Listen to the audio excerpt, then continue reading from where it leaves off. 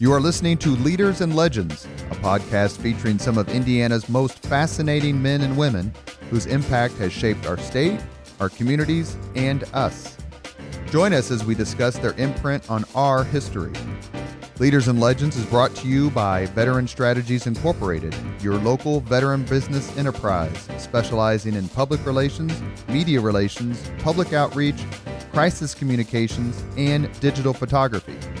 My name is Robert Bain, Principal of Veteran Strategies, former Deputy Chief of Staff to Mayor Greg Ballard, and Communications Director for the Indiana Republican Party. I'm honored to be your host for our discussion. You are listening to Leaders and Legends, a podcast presented by Veteran Strategies, a local veteran public relations enterprise, and sponsored by Girl Scouts of Central Indiana, Garmond Construction, the Crown Plaza Hotel and Grand Hall and Conference Center at Historic Union Station, and McAllister Machinery, your friendly neighborhood Caterpillar dealer.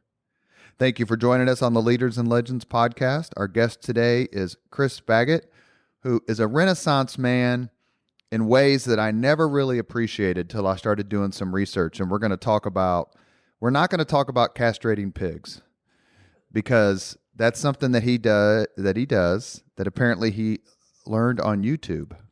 But we're not going to talk about that because that makes me queasy. But tell us a little bit, as for those of you who have not heard of Chris's name, you've heard of several of the things he's done, especially if you live in Irvington, because he is the owner of The Mug, an absolutely fabulous place to eat, which my kids love and I love, and I wish we were sitting in at this very moment because pork fries sound really good.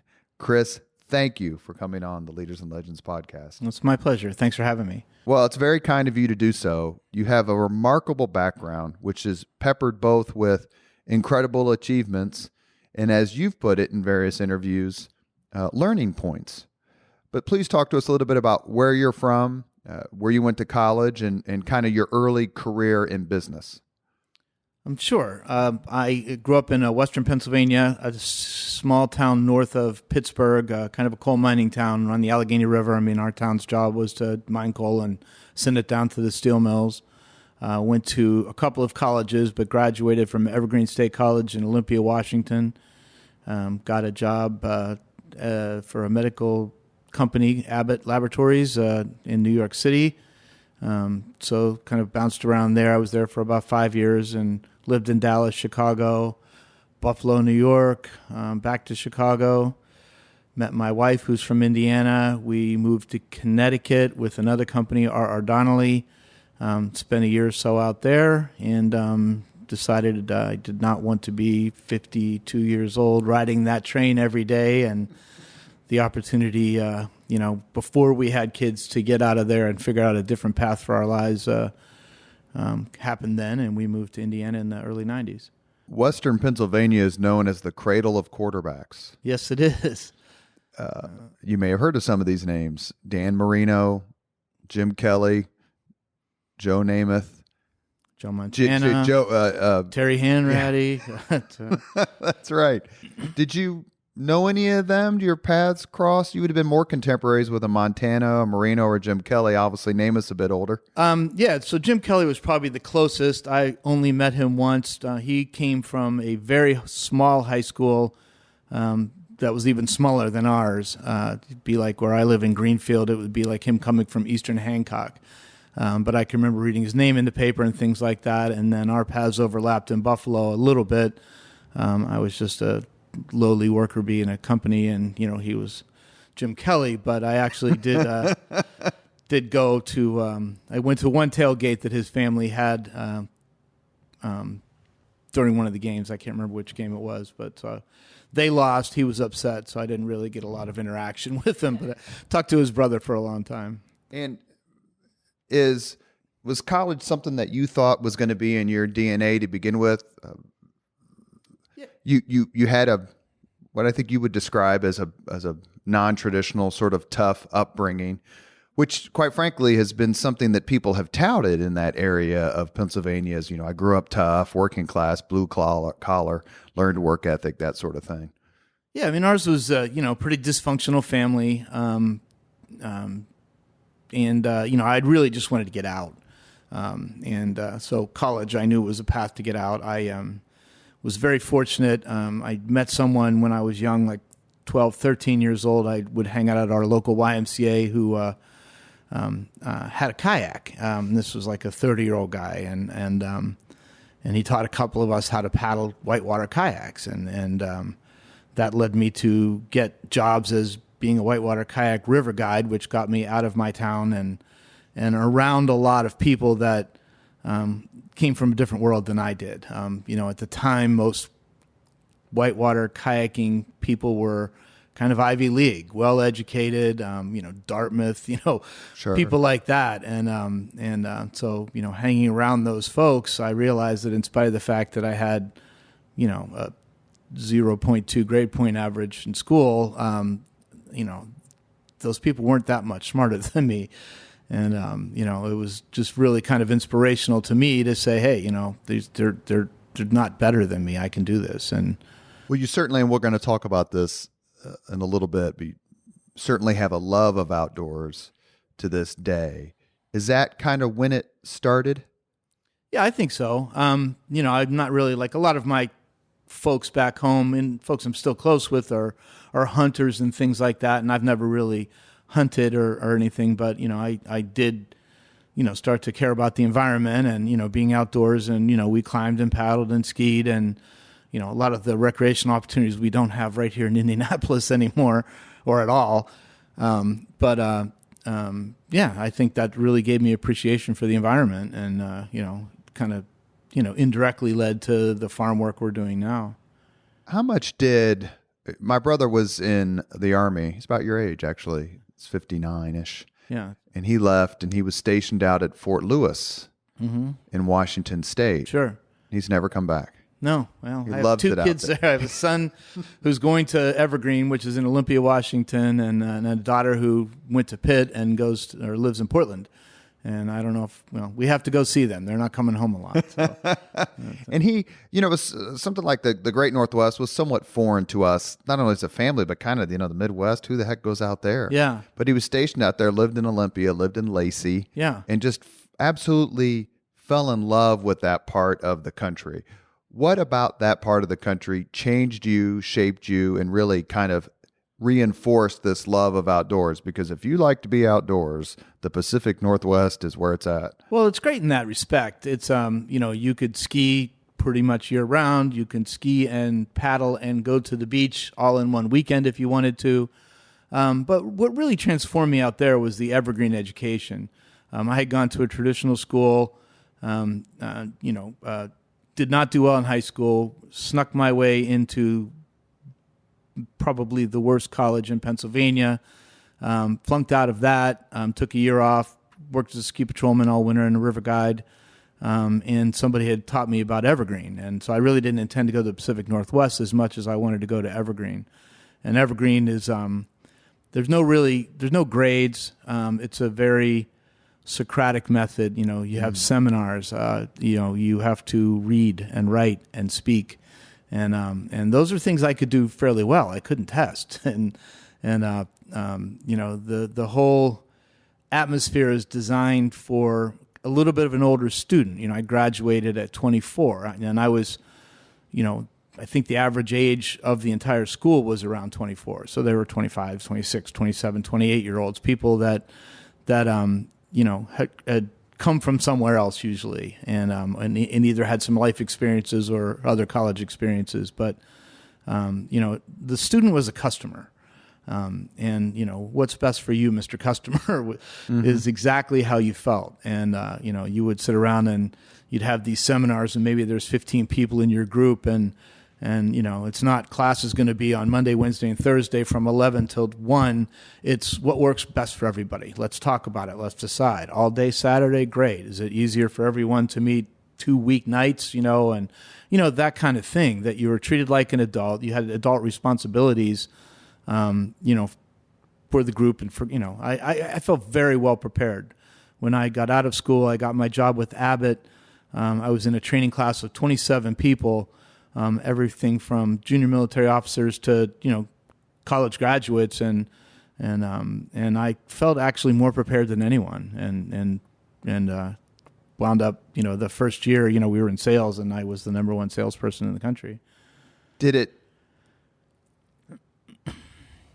the experience in having a college education, a higher learning experience, it seems almost like it's customer service where it's flipped.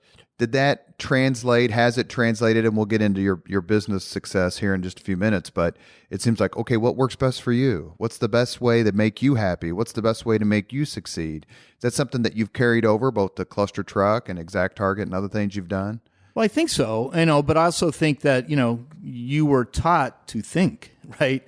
And, you were responsible for your own things, and you had a reading list that was a mile long and big important books of the day that you would have to discuss and have an opinion on and write papers on and be very, very thoughtful, as well as be able to speak and defend your position and have a point of view. And I think those are the things that have helped me become who I am today. And it's a heady time to have that sort of education. Late 70s, early 80s, there's a lot happening in the world. What were some of the issues that really caught your attention back then intellectually? Well, it was interesting because, Evergreen is a liberal arts college, and I always like to say with a capital L. It is, Ronald Reagan had become president, El Salvador, the Contra War, and nuclear freeze. Yeah. I mean, there I was, and I don't even currently have much of a political affiliation, but I had started to develop some free market ideas, and being out there and seeing like extreme liberalism and understanding them and knowing those people, I think have helped me just generally. How do you get along with all kinds of people? How do you bring folks together, with completely different worldviews than you might have? We did a lot of travel. I worked a semester on an archaeological dig in Israel, during the 1981 invasion of Lebanon, so there was kind of a war going on when we were there. And it was just the whole experience, I think just helped me become a more worldly, open-minded, well-educated person, the goal of college, So. You mentioned earlier about, I kind of brought it up first, tough upbringing, and you mentioned that your performance in high school wasn't that great. You snuck into the worst college in Pennsylvania, which we won't ask you to name. No, thanks. Sure, it's better now. And is there a Baggott building yet at one of the? No. That you didn't do well there. At what point did you have to really fight off a sense of despondency or a lack of direction? Like, what am I going to do with my life? Because it's tough when you keep getting these hammer blows as you're trying to search for your purpose and B, sort of like justify the expense of these endeavors. Was it just tough to say, look, I'm going to find something I'm really, really good at. I just need to keep working at it. I am pathologically predisposed not to look backwards, not to really see or hear obstacles. There was an article in a magazine. They talked to my wife, and the article was like, Amy is still bewildered by her husband's optimism, But, we just ran through these assessments here for some of our folks, and I took it just for kicks. And the person doing the assessment was just like, oh, my gosh, you are like the most off the chart in some of these characteristics we've ever seen. But I am very optimistic. I think part of my upbringing taught me a lot of self-reliance. So I'm very confident in, and I'm happy digging ditches. So if that is what happened, I probably would have figured out a better way. I don't know, but it's, I think I'm very fortunate that I don't dwell on mistakes, including things I might be saying here right now. That's we edit those. Okay, well, we'll see. You met your wife out in Chicago. Yes, we both worked for the same company, R. Donnelly. And she convinced you to come back here. She actually was kind of opposed to it. She comes from a small town, Greenfield, where we live now. Her dad was like the town doctor. And, like I said, the train, the traffic, the cost, the expense, people talk about quality of life, even in the Pacific Northwest. I mean, I look at my daughter and be like, oh, there are those mountains, but, It's also an hour and a half to get from A to B. Yeah, I mean, they have ski paths, and they take full advantage of it. She has a boyfriend, and but they're young. They're 26. But, I came to see that my aged people, they're not going to the beach every week just because there's a beach an hour away. They're doing the exact same activities I am.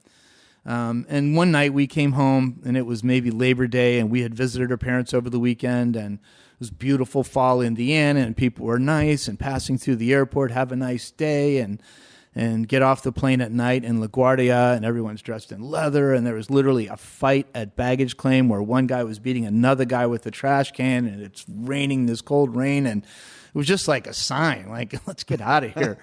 And, I had been nurturing this idea about dry cleaning, and just out of random sense of events, I kind of thought I'd go back to Pennsylvania. And my mother-in-law was having a plumber work at her house, and she was having a conversation while the plumber was under the sink, like, can you believe my son-in-law Chris wants to start a dry cleaners? And guy popped his head out from under the sink and says, I work for a guy who's retiring that wants to sell the dry cleaners. And honestly, that's how we wound up back in Indiana. Why dry cleaners? Well, in the day, back in the early 90s, pre-internet, a very popular entrepreneurial thing to do was a roll-up. You'd take these small retailers and roll them up into bigger retailers. And Blockbuster Video started with one kid in Dallas that had a video store, and then he kind of bought out his neighbors, then he bought out people in Houston, then he created a stock, and then he would use that stock to buy other, and that's how that became, a big thing that Wayne Huizinga eventually bought and then turned into what became really Blockbuster. In Indianapolis, Indiana, we had a company called LCI that was rolling up funeral homes and cemeteries. My father-in-law had actually owned a cemetery just as a side investment, and he kind of set his parents up there. It was in Evansville. And a doctor owning a cemetery. Is there a conflict of interest there?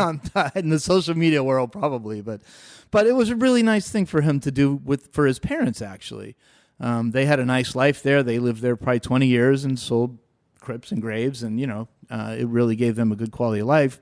But then he was acquired by LCI as part of this whole roll-up. So, I looked at dry cleaning saying, hey, it's a mom-and-pop business. My career had been in primarily data-driven marketing and with Donnelly in the catalog business. And so I knew the value of data and the customer's name. And, and I thought, man, McDonald's doesn't have any idea who the customer is, but I go into a dry cleaner and they know I'm Mr. Baggott and that I live on Maple Street and that I'm back on Tuesday. And I thought, wow, there's a real opportunity here to bring this industry into the 20th century and really leverage this data to be, a marketing-driven dry cleaner. I was wrong, but, But why did you start this business as early 90s? Right. Take over this business.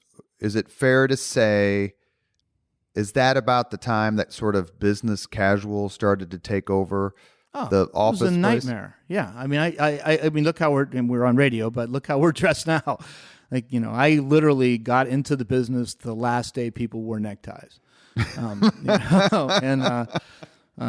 mean, that's just the truth. I mean, it was the absolute worst time to get into the business. I knew nothing about it. It turns out everything about it I don't really like. It's a lot of machinery and mechanical work. I didn't understand how to manage people. I'd never really managed, 50 employees who were hourly wage people. It just was it was quite the learning experience. I mean, it was 9 years.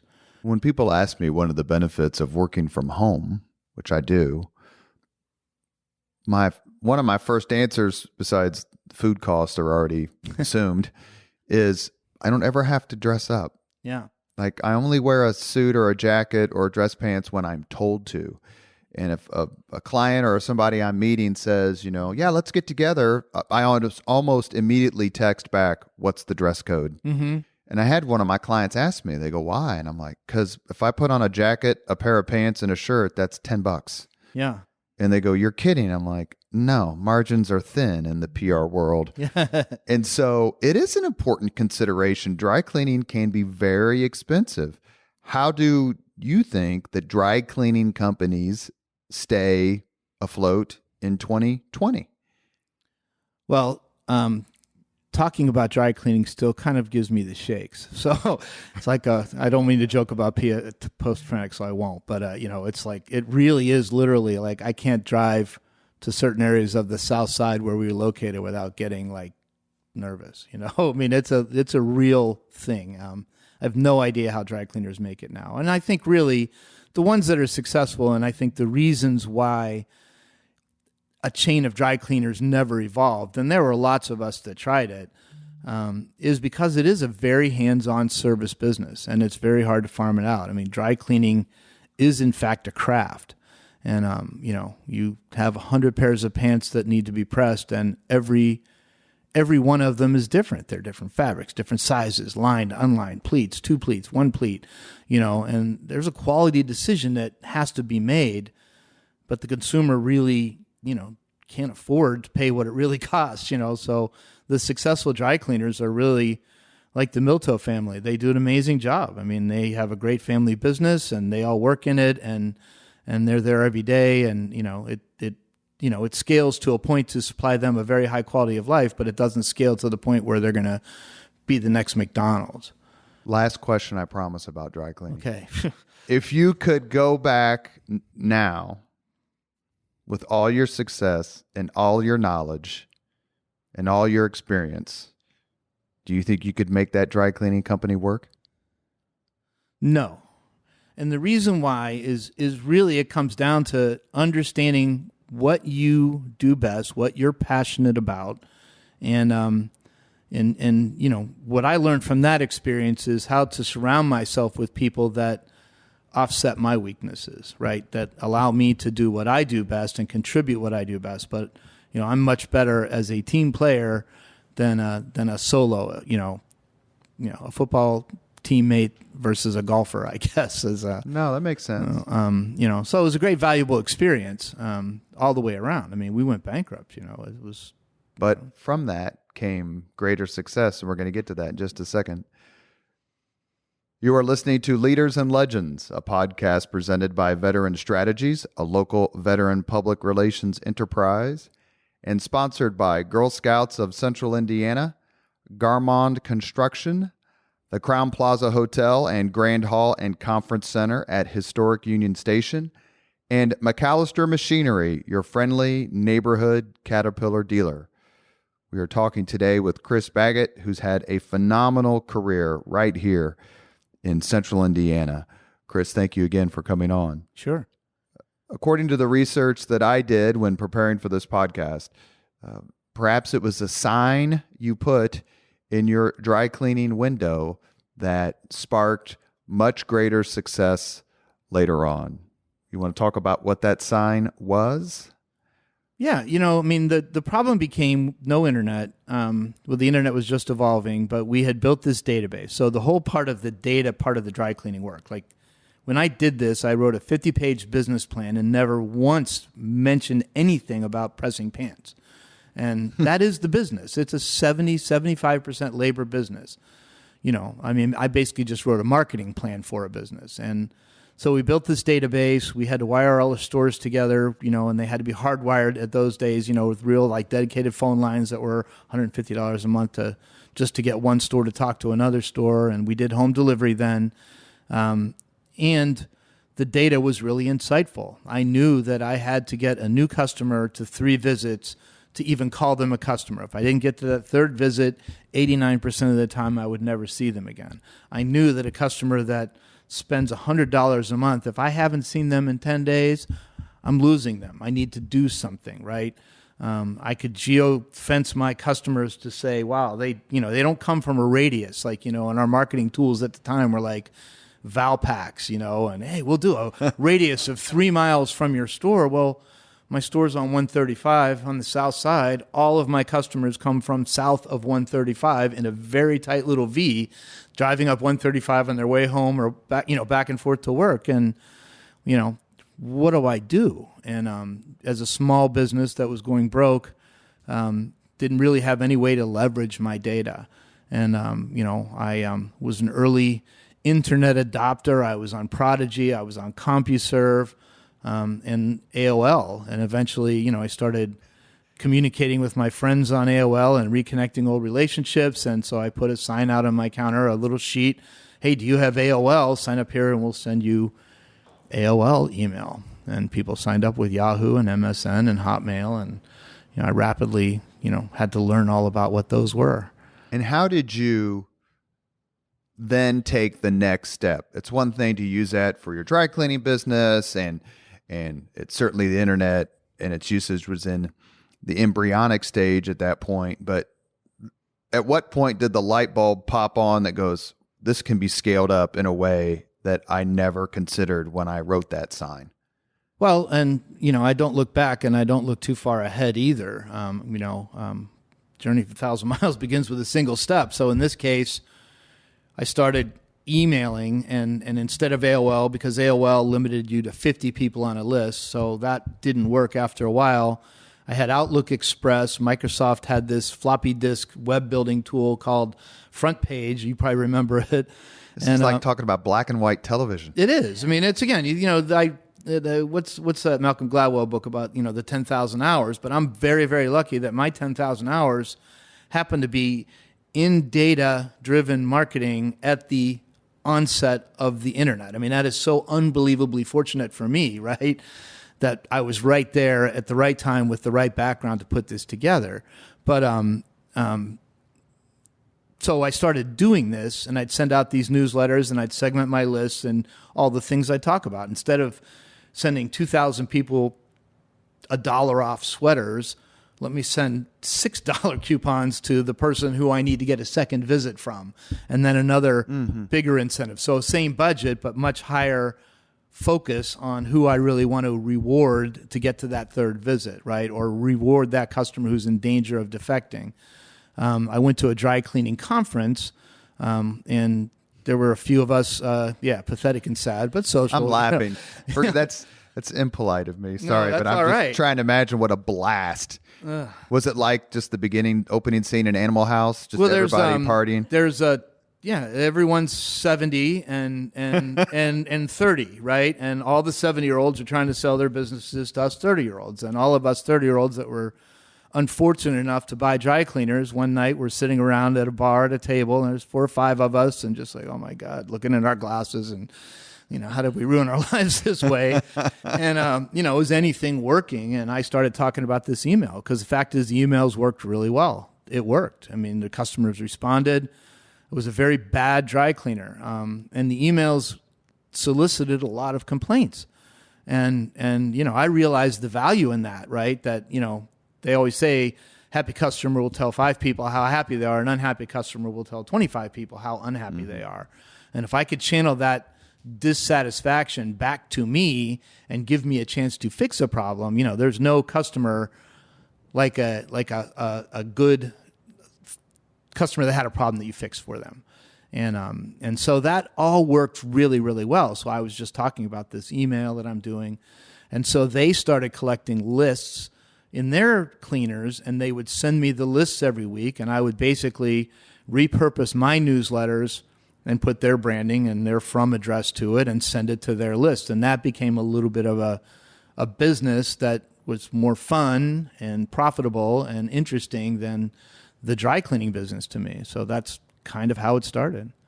There must have been a certain point where you pitched the idea of the importance of data and the utilization of data to others. Do you remember that moment and kind of what people said? In the article that I read, one of several actually, kind of about your life and how you got to where you are today and your interests, you got some pushback from people involved in your dry cleaning business, your initial business, about the fact that you were emphasizing things other than starch, no starch, press, no press. Oh, well, but, my some of my people, they're like, hey, we're here, and we need you. And it's always a tough problem, right? You got to spend your time where it's most valuable. But the person that you're probably referring to still works for me. And oh, good. Yeah, she's been with me 27 years, and she was manager at the dry cleaner, and now she's running our entire farm operation. So, and so the point I think you're making is it was a legitimate concern of hers. Oh, it's always a legitimate concern. It's but again, I have a little bit of a shiny complex where I'm going to do what interests me most, and also what's most valuable.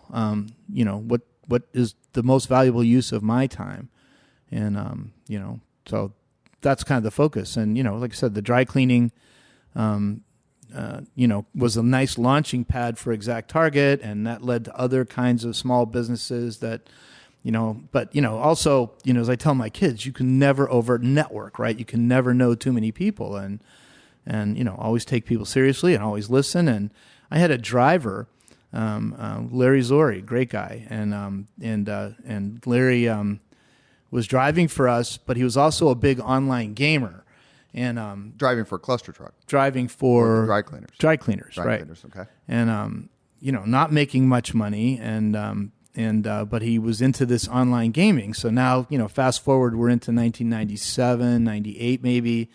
And to be an online gamer in the pre-internet days, you went to or pre-broadband days, you went to an internet cafe, right?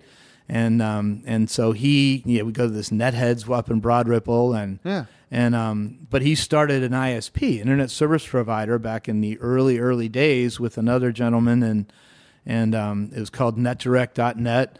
It was how I first got out of AOL and onto the internet. But Larry was the one that said to me, this email thing you're doing, you ought to turn into software. And I was like, huh? And they had been acquired quickly for a lot of money. So, suddenly he's a millionaire, and, that's just the very beginning of the internet. And that was a roll up too. Companies were going around buying up all these small ISPs. And when they did, Larry came and he's like, look, I've got these two guys, Ben Timby and John Hurley, and they were basically engineers and developers, and he's like, these guys only want to do web hosting. They don't want to code. And so these guys are free, and you have this momentum going with what you're doing manually. You should talk to them and build software with them. And, that was Larry's idea. Thank you. But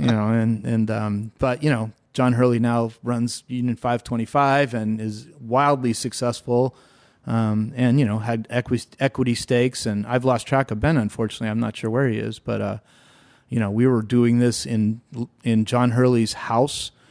He had a baby and a wife, and we would be knocking on the door at 7:00 in the morning, and she'd hold the baby like, "What the heck are you doing here?" And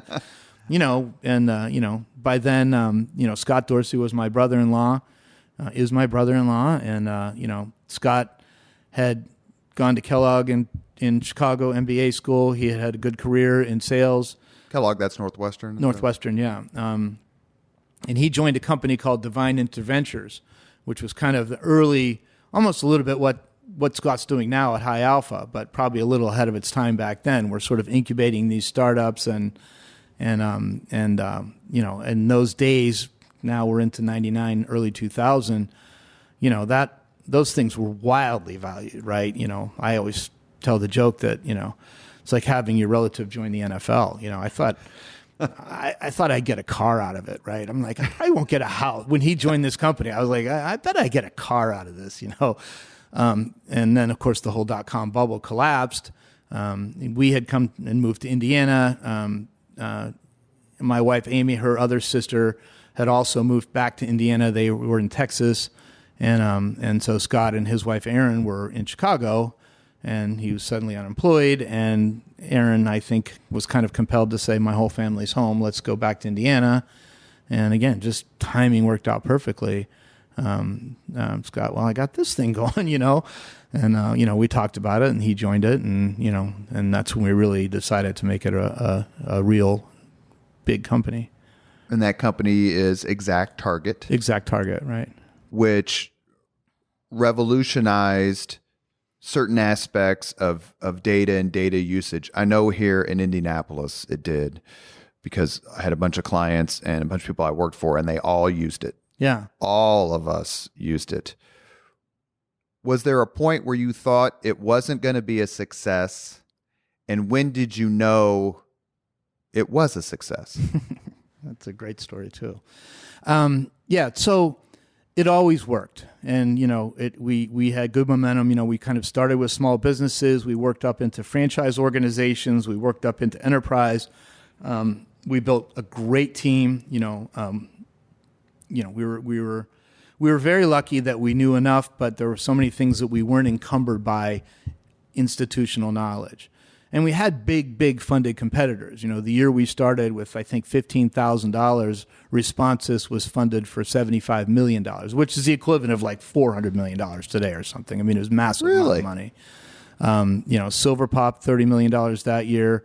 There was a company called eDialog that was publicly traded.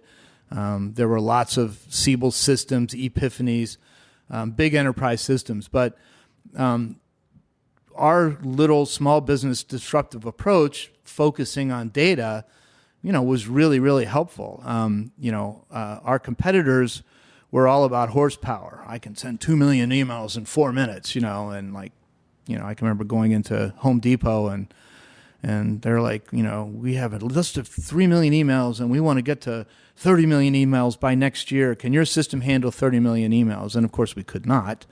Wildbirds Unlimited, I think, had just tried to send like 25,000 through us and brought us to our knees. But we were able to turn the conversation around to data. Like, what are you trying to do with this channel? And who are you talking to and why? And the reality is the next year we took that 3 million down to about 1.6 million. And so they did less email the next year. With higher return?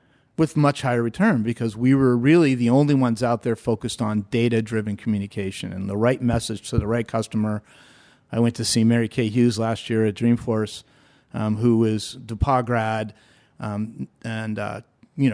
rose super high up into ExactTarget, and now, I always say sits on the right hand of Benioff. But she's done great. But anyway, it's just fun to see her at this conference speaking to thousands of people, saying right message, right time, right customer, exactly the language we were using back in 2000. There's a saying that you create your own luck. You've talked a little bit about being lucky, and certainly the temporal connection to everything else that was happening in the business world and beyond was a catalyst for you. But how did you create your own luck? Put yourself in the position to be there when it happens. Well, for one thing, I tell this to a lot of entrepreneurs. One of the problems is, or opportunities I had was I was desperate, right? I mean, Scott was unemployed. If he had a better offer coming out of the, let's call it the dot-com recession, he probably would have taken it, right? Sure. Chris Baggott, dry cleaner, email thing selling to dry cleaners is like the best offer he had, right? So a different time that might have not been that opportunity. We didn't have anywhere else to go. You always think of that Richard Gere and Officer and a Gentleman. Yeah, I got no other. I got no. It becomes a problem. You think about startups today, and there are a lot of great opportunities to not do a startup today, right? Like you can go work for Salesforce, the best company in America to work for, and be super, super happy, and you become a little bit less hungry. But we were super hungry then too, right? We had to do something. This was working, so I think, an entrepreneur needs to be opportunistic, right?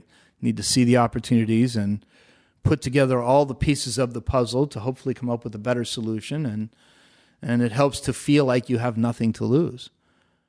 Who were some of before we're going to talk a little bit more about ExactTarget and its success, and I'm going to bring that up specifically because of the tech industry, the tech boom, for lack of a better term, that's happening right here in the Hoosier State. But who are some other entrepreneurs you've encountered who you admire, or just say, he or she gets it? Well, I mean, again, we came up at a very fortunate time where, Bill Godfrey and, had started a Primo, and software artistry obviously had a long reach as far as, I didn't know them well, but, when I was talking about ExactTarget and trying to get people interested, someone kept pushing me towards Scott McCorkle. And, Scott years later became our CTO and then eventually CEO after Scott left ExactTarget and Salesforce. And, but great guy, but he was a software artistry veteran, though. So, and he was generous with his time with me, right? I mean, I had no right to even have these conversations, but, people kept steering me towards them and I would keep bugging him. Let me ask you a question on that, just real quick, and forgive me for interrupting. No worries. Because this is something I wanted to ask you later, but I'm going to ask you now. I've talked to a lot of people who come from lower class, lower middle class backgrounds, desperate, or certainly non-mentorish type backgrounds. And one of the things I ask them, both on the podcast and in private conversation, is how do you shake that mentality, or have you ever shaken that mentality of, I don't belong here, I can't believe I'm here, I can't believe so-and-so knows my name? Is that something that you've been able to do, or something you still struggle with? As I mentioned before, my river guiding experience really helped me with this, because at a very young age, and I'm talking 14, 15 years old, I'm responsible for people's lives and I'm telling them how to do it, right? So I'm talking to them, I'm engaging with them. So I meet people of all walks of life. My peers, as I said, for the most part, were people who could afford to, it was a blue blood sport back then. So, I got to know all kinds of people, and at a young age, be in a leadership, you're in a raft and everyone's soaking wet and it's pouring down rain in April and you're cold and miserable. What do you do? I'm the CEO of Lehman Brothers. Oh, okay. You know what I mean? And what do they do? It's like, so that's a great equalizer in itself. And I also think, just my psychology is just, I don't care what people think of me that much, in the respect that you're going to like me or not like me, and so, there's lots of conversations where people turn completely off, and it's probably something I'm doing, but you just move on to the next one. And, again, I've been fortunate enough to be able to connect with enough folks that, I can learn and put together a team, that enables us to be successful. You've been successful multiple times on multiple different platforms. Do you remember the man, the woman, the person who was nice to you when you weren't successful? Do you remember the people? Remember everyone who's nice to me. That's another thing I think probably from my childhood. It's just, you're nice to me, then that's all I need from anybody. But this man who taught me to kayak and taught me about the outdoors was not a relative.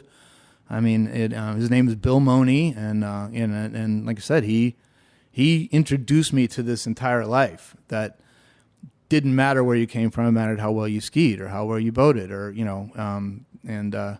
and didn't even have to be like this world-class skier. I'm still not a great skier. I'm an adequate skier, but I can still go out and hang out with great skiers. And I just got an invitation to go to Alta this winter again. And every year we go with these guys. We've been doing it and I usually only go once every 2 or 3 years, but I'm always dragging up the rear, and they find my company enough that they're willing to tolerate me. But but Bill taught me that. And it was funny, you were asking about when did we know ExactTarget was going to work? And I was telling my wife this the other day, because it happened recently with ClusterTruck, and I can remember being at the MGM Grand, and we were at this trade show. It was a franchise trade show, and we had a booth, and we were just doing really well. And I just remember walking through the hall, and this was 2001 or 2, and that David Gray song Babylon was coming on like every 15 minutes.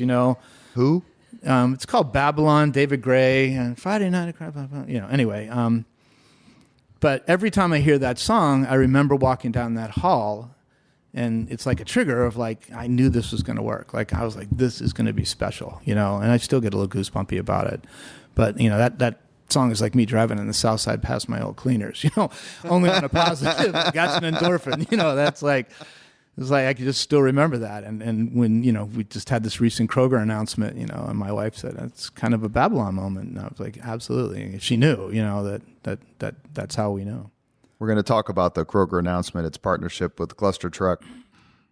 ExactTarget grew and grew and grew and had clients like Coca-Cola, Home Depot, Nike, Papa John's, Gap. That's heady company. Well, I have to be completely honest and transparent here. That was mostly Scott by those stages. I'm a startup person, and I left in 2006. So, my value add to the company was building the original team, raising the original money, which Scott calls jokingly passing the hat. Like, I'm very good at getting $10,000, $20,000, $100,000 checks. I'm not very good at big time fundraising. So when I was there, we had venture funding. We had done our first round. We had been very, very successful. I can't remember what the revenue was when I left, but we had moved into the guarantee building. But I left to start Compendium in 2006, and a substantial part of that huge growth happened after my watch. So I don't want to take credit for things that I have no business taking credit for. Well, I appreciate that. And Scott built an amazing team, and this is all hard, right? That every stage of a company's life requires a different talent set. And, and that's where Scott is just so amazing, because he was great at the startup side and he was great all the way to the multi-billion-dollar company side. And that's super rare. So when you guys have lunch, do you fight over the check? No, I don't think so. I'm trying to think what we, or you just take him to the mug and say, I got it. Exactly. Or else, we're eating at home. So, but and that's what or a Jim Dandy. Yeah. In Greenfield. We are Grigsby Station in Greenfield. So Grigsby Station in Greenfield. Thank you very much. You left the company. You had a couple other ventures, but eventually it's ClusterTruck. Okay, first, who thought up the name? So Matt Kornmeyer thought of the name. I was having, and again, these things come together from multiple data points, right?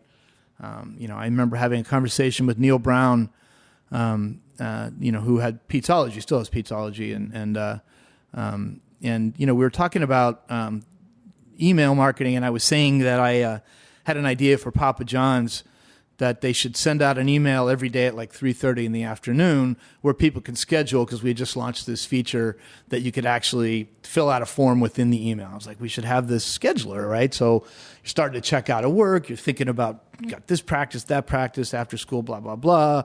Let's have a pizza delivered at 7 o'clock and let me schedule and pay for that in advance. And they never did it.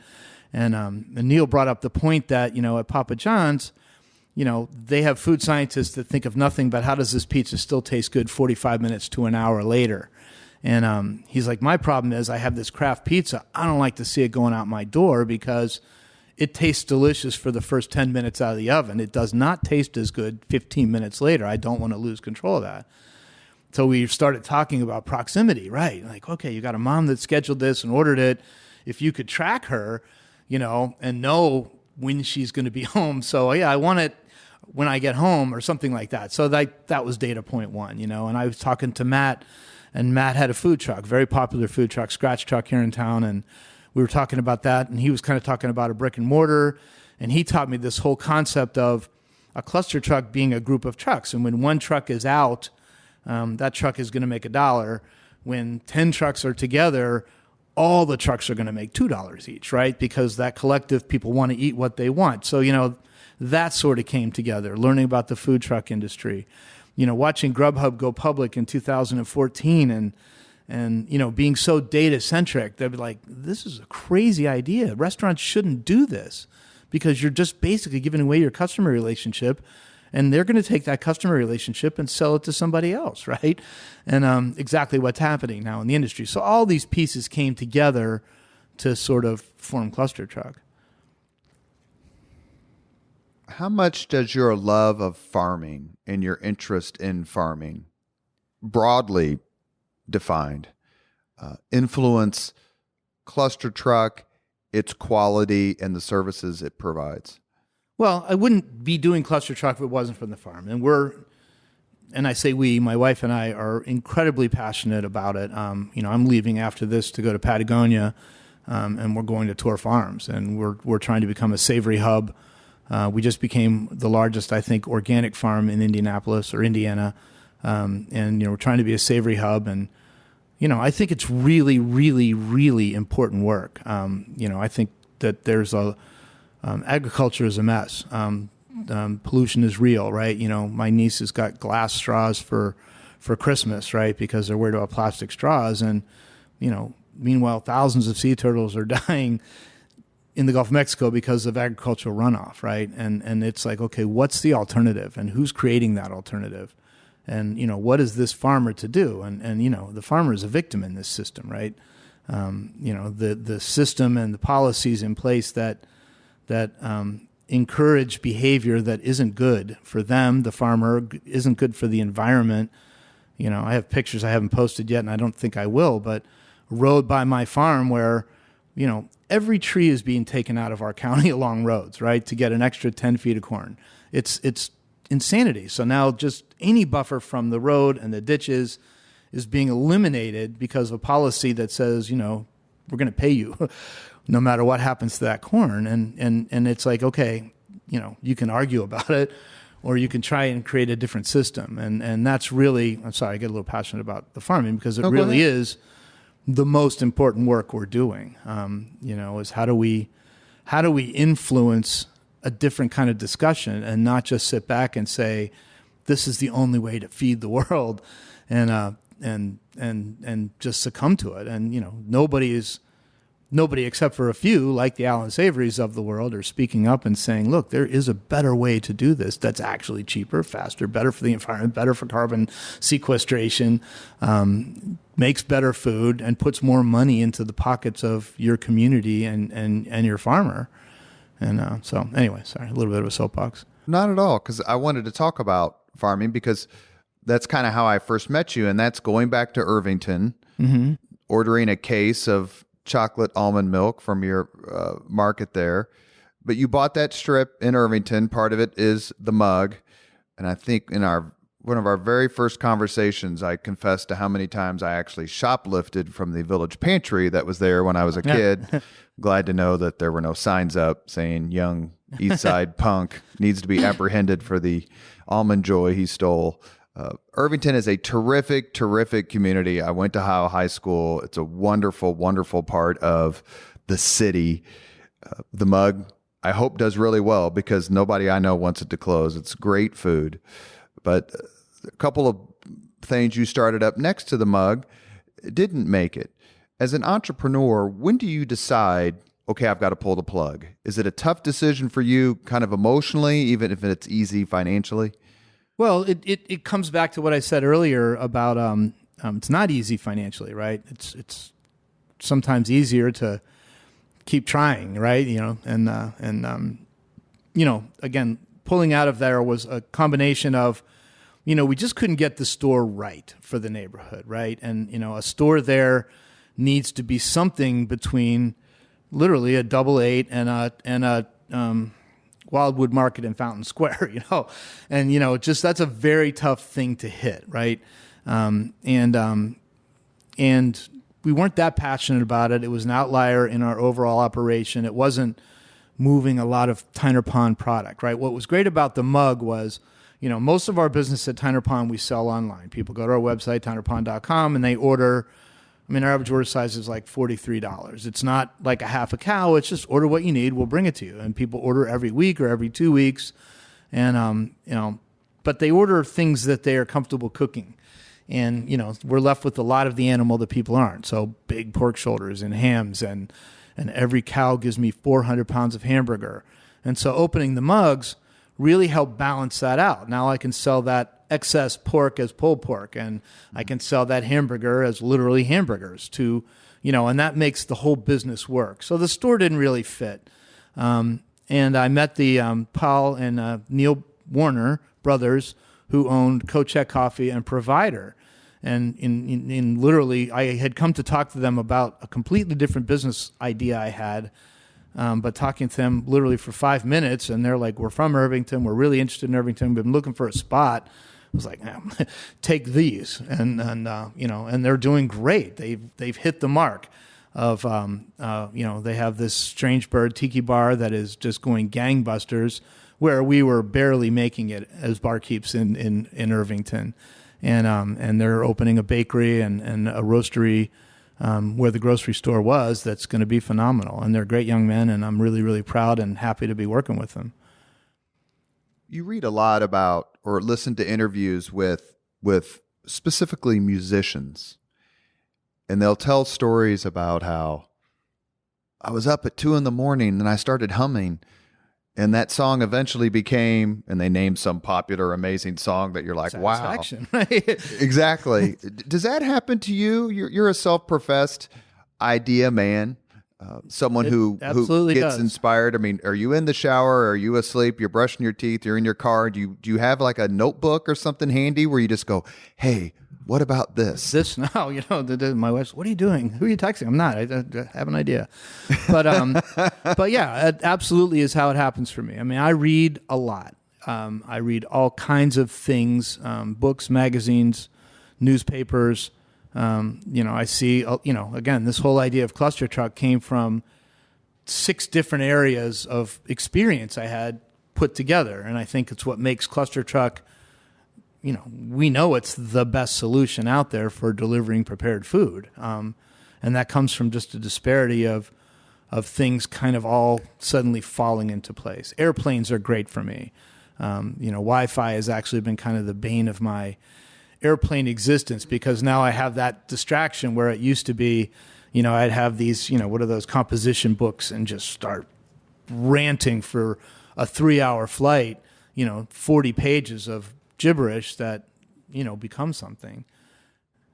You mentioned earlier about, we're going to ask a couple more questions and then we'll get to the final 5 questions that everybody gets. You mentioned earlier about starting ExactTarget and it with $15,000, but there were bigger, more well-known, however you want to say it, better financed companies out there trying to do the same thing. Are you in the exact same situation with ClusterTruck as compared to Grubhub or Uber Eats or those sorts of things? Are you repeating yourself with the same confidence that it's going to turn out the same way, perhaps? Probably a little more confidence, actually. But yes, I think it's very, very similar. We're. Have you ever read any Clayton Christensen? The Innovator's Dilemma. And he talks a lot about disruption and how difficult it is for big companies, or if you know too much, to be a disruptor. Everything is incremental. I tell the story a lot. I was in the catalog business, right? So come into the internet age, and Sears was like number 6 on the Fortune 500 in 1997, 98. Sears owned Prodigy, right? The way I first got online was through Sears, right? It was a joint venture with IBM. So why didn't they win, right? Because the internet was an incremental piece of their business, right? And what's happening in prepared food, and so now you fast forward like to now the email era, and these big companies doing email were mostly kind of part or strategically aligned to integrated marketing agencies. And again, it was all about starting at the top, and then it was all about reach and frequency, right? And that was marketing, right? So if you're used to doing newspaper ads or newspaper flyers, then you think about reach and frequency. And those companies weren't thinking about data. And whereas we started small, and Bob Compton was a great mentor of ours, and he was always like, "Don't go anywhere that you can't drive to." Sure. Like let's focus on Chicago. Let's not be flying out to New York or Los Angeles. So those companies, they took what they already knew, and they just tried to apply their existing strategies to new tools. And that's what you see happening with third-party delivery is, right? We're in the restaurant business. Maybe 15% of our business might be home delivery. We're going to work with this partner. And, now you have all these stacked up middlemen, and you've got third parties, you've got systems integrators, you've got these ghost kitchens coming out, right? So now I've got a kitchen vendor, I've got a delivery vendor, I've got these software vendors that, and just a million different moving parts. And, we're just quietly here in the Midwest saying, we're not going to get $100 million funding here, and not to say it's not possible. Obviously, we did with ExactTarget, but I brought a check. Yeah, but we really thought we've got to find a profitable business model early on. We knew that costs were going to go down. These delivery companies live on commissions and delivery fees, right?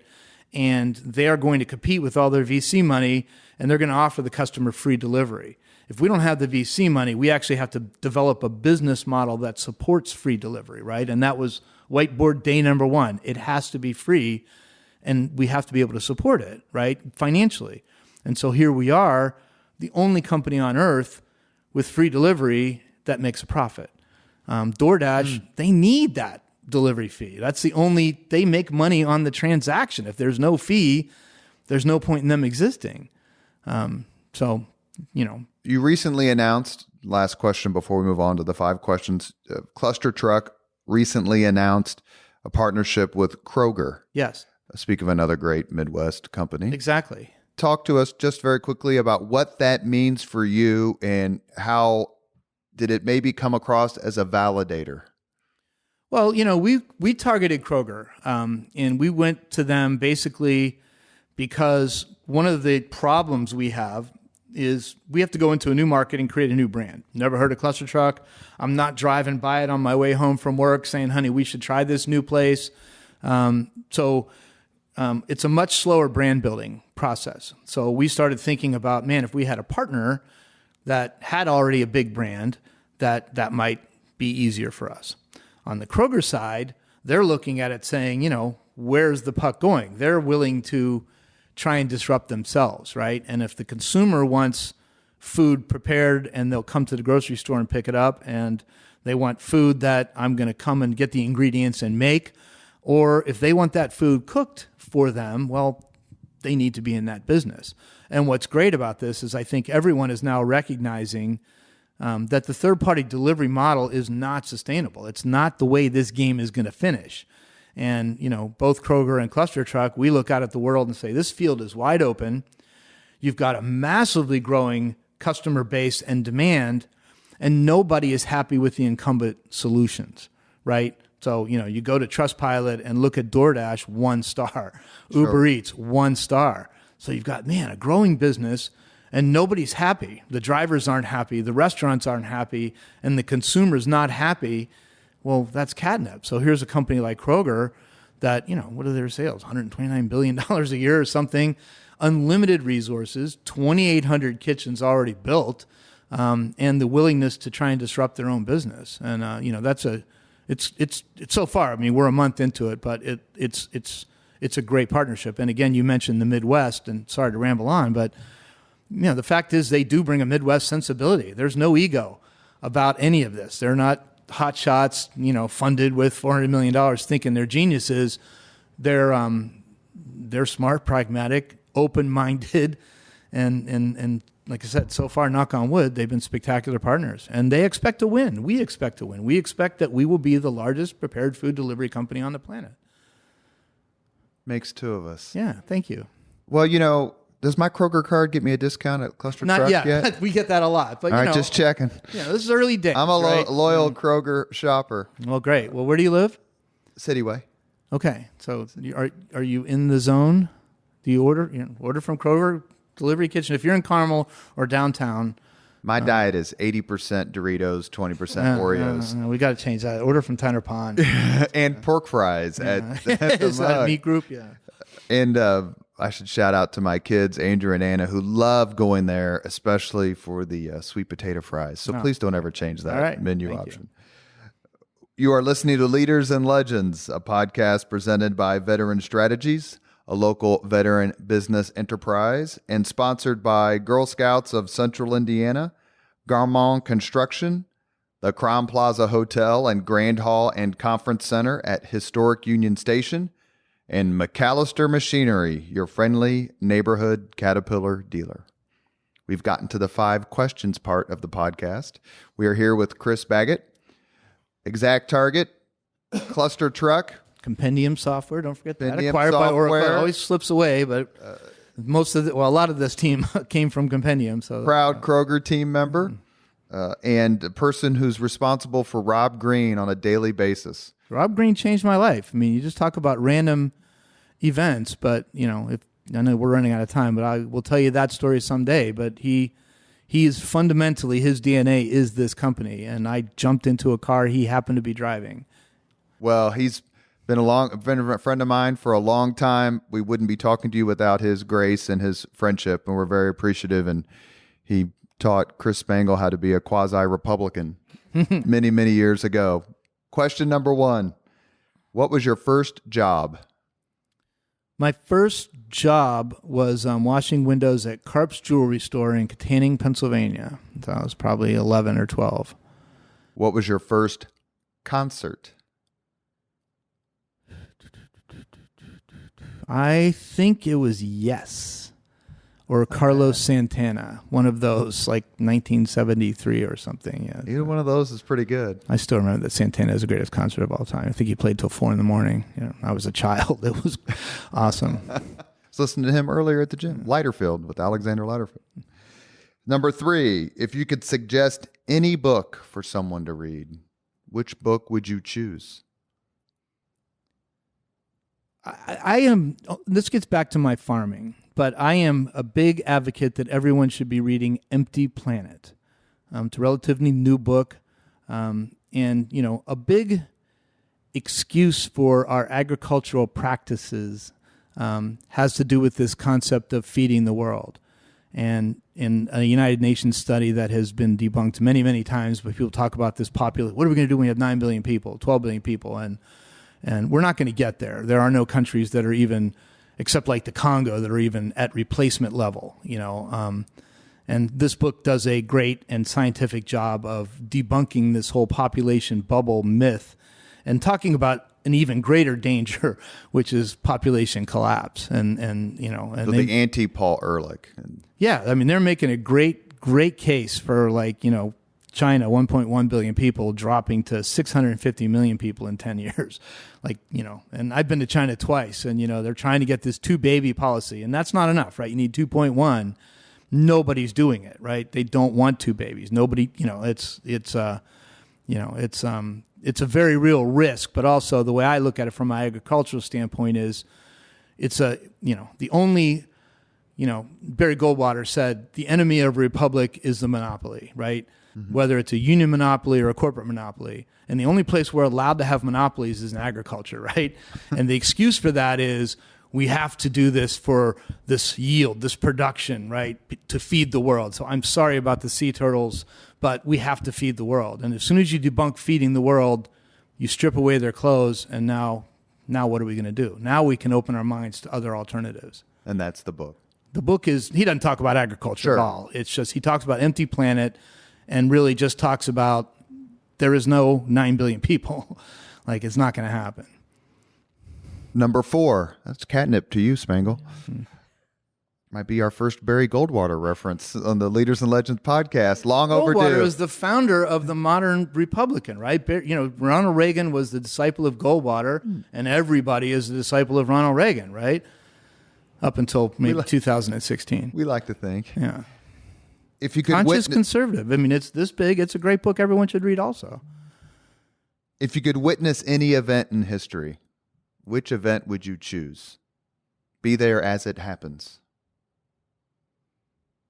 Probably the Revolutionary War, like the founding of this, this experiment. The signing of the Declaration of Independence? I mean, I wouldn't want to be a spectator in anything, right? I mean, it's not my nature. I'm not going to sit in the stands. But, as a participant, I think the revolutionary period was super interesting and very opportunistic. I mean, you take a guy like Alexander Hamilton and say, talk about coming from rough upbringing to, get a seat at the table, and Ben Franklin, to become Ben Franklin from his humble beginnings. I mean, it's, just just the opportunity for ambitious people and to create something brand new. That's been a popular answer. Something related to that. Last question. If you could have dinner with anyone living today, 2 hours off the record, whom would you choose? I think Obama. Why him over someone else? I voted for him twice. I was and still, was against the war, and the whole George Bush stuff was I voted for him twice also. Big disappointment for me. Just this unnecessary waste of resources. I had really, really high hopes for Obama, and I was disappointed. And I'd like to be able to talk to him off the record and be like, dude, what happened, right? Well, that's like all of your answers has been very candid and very honest. And we're very grateful, not only to you, but to all entrepreneurs out there and everyone with an idea and everyone with persistence and everyone who's willing to share not only their knowledge, but their mentorship. We often talk about leadership on this podcast for obvious reasons and the difference it makes in people's lives. And through your leadership and through your willingness to take a chance, you have immeasurably changed the lives of so many Hoosiers and beyond. Chris Baggott, thank you. Well, thank you very much.